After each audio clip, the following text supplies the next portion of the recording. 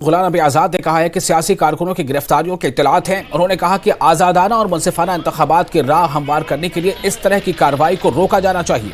उन्होंने कहा कि शुमाली कश्मीर में इंतखाबी मुहिम में कोई रुकावट नहीं है और इंजीनियर रशीद की पार्टी रात के औकात में भी इंतखाबी मुहिम चला रही है।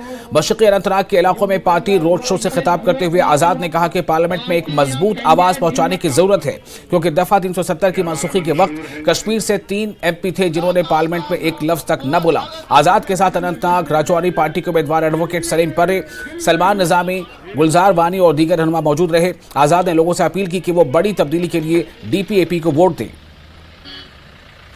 भी जहाँ जाता हूँ तो वहाँ मुझे लोग मिलते हैं, औरतें मिलते हैं कि उनका बेटा कल उठाया गया, सुबह उठाया गया, परसों उठाया गया। तो इलेक्शन के दौरान ये पकड़ धकड़ बिल्कुल बंद होनी चाहिए। मुझे नहीं मालूम तक किया जा रहा है प्रोग्राम, तो उनके रात के 10-11 बजे तक हो रहे हैं।